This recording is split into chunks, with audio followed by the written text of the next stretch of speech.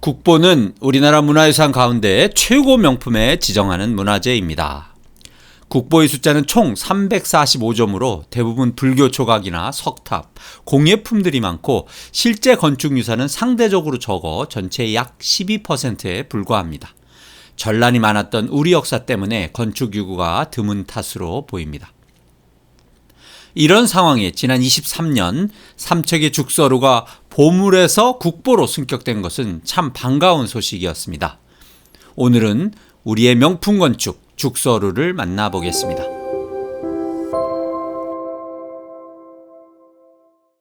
네가 약 팔았잖아. 그거 안 되는 거 모르나?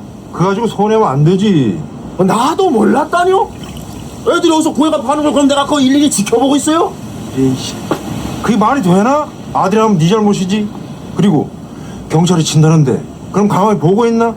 우리 안에서 끝내는 게 낫지. 네, 영동 지방의 사투리가 잘 살아있는 21년 영화 강릉의 한 부분입니다.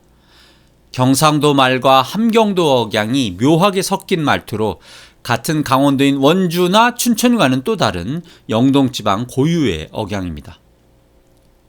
백두대간의 험준한 줄령이 동과 서를 국경처럼 나눠 영동 지방만의 독특한 문화가 형성되었습니다. 조선시대에 와서 영서와 영동을 묶어 강원도로 합쳤지만 예로부터 영동은 예라는 국가가 별도로 존속할 정도로 독립적인 곳이었습니다. 구 신라와 고려까지도 이 지역을 특별한 행정구역으로 구분하였습니다.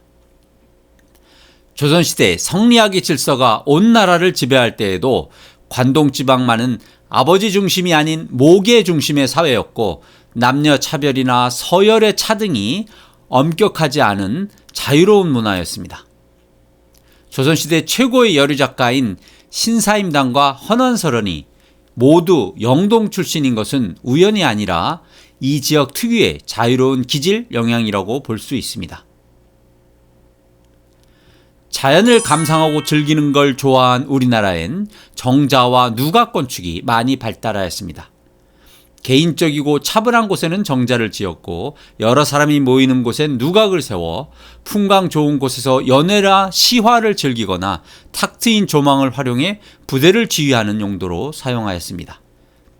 죽서루도 삼석 시청격인 삼척 도부의 부속 건물로 관청의 행사나 사신들의 접객 그리고 관료들의 모임 장소로 쓰인 다용도 건물이었습니다.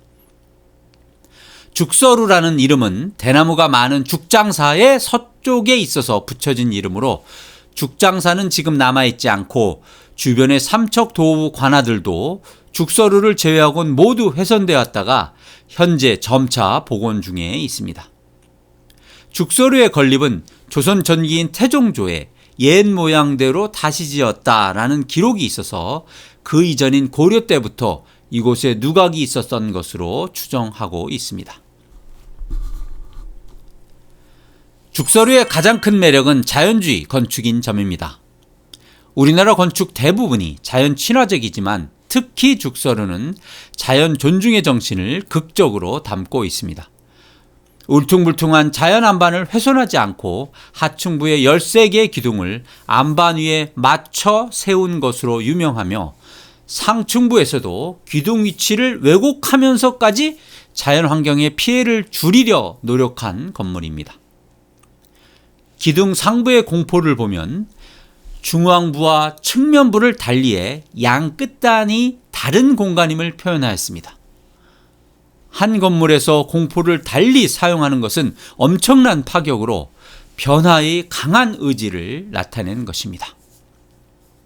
내부를 보면 인공의 마루 공간과 자연 안반의 안반면을 매치시켜 신을 벗는 공간과 신을 싣는 공간을 자연스럽게 구분하였고 두 공간 경계의 난간을 전면 난간과 다르게 디자인하는 융통성을 보여주고 있습니다. 이런 과감한 변형과 애드립은 뇌가 말랑말랑해야만 가능한 방식으로 만약 죽서루가 영동 지방이 아닌 전주나 안동 같은 곳에 건축되었다면 상상하기 힘든 유연성과 변화 의지라 할 수 있습니다. 네, 봄비 내리는 날 죽서루 앞에 섰습니다. 건축계에는 죽서루에 관한 오랜 논쟁이 있죠. 7칸이 원형의 모습이냐 아니면 5칸에서 한 칸씩 중축한 모습이냐라는 논쟁인데요. 오늘 영상에서는 뭐 이 논쟁에 대해서는 다루지 않겠습니다만 원축이 됐든 중축이 됐든 우리 죽서로가 갖는 고유의 가치는 변함이 없을 것 같습니다. 서양 건축에서 중세의 암흑기에 대한 반발로 합리성을 내세운 르네상스 양식이 예술의 주류 사조가 되었습니다.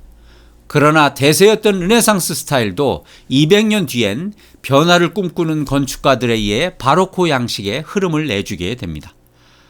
바로크 사조는 건물의 기둥의 위치나 인면을 흔들어 이성적이고 논리적인 르네상스의 변화를 추구한 스타일로 우리의 죽서로도 전통의 흐름은 지키면서 부분적인 변화와 일탈을 추구해 바로크적 생각과 닮은 점이 많다고 할 수 있습니다. 전통 방식에서 벗어난 디자인을 구사하는 건 기술자의 입장에서 보면 실력을 의심받아 업계에서 도태될 수 있는 큰 모험입니다. 더구나 서양의 길드처럼 장인을 보호하는 제도도 없었고 장인의 사회적 대우도 미천한 조선에서 이런 자유로움을 추구한 노력과 창의성에 존경의 마음을 보냅니다. 오늘은 정조임금이 그 모습이 보고 싶어 궁궐 화원을 파견해 그려오게 했다는 삼척의 죽서루를 다녀왔습니다. 자연을 최대한 존중하고 순화하며 살고자 한 우리의 철학이 잘 담긴 건물로 정형을 유지하면서도 일부 변주를 도입해 더욱 실용적인 건축유산이 되었습니다. 특히 다른 국보문화재와 달리 개방되어 있어서 죽서루 대청에서 삼척 50천의 풍광을 감상할 수 있어서 더욱 좋았습니다. 구독, 좋아요 감사드립니다. 좋은 영상으로 다시 찾아뵙겠습니다.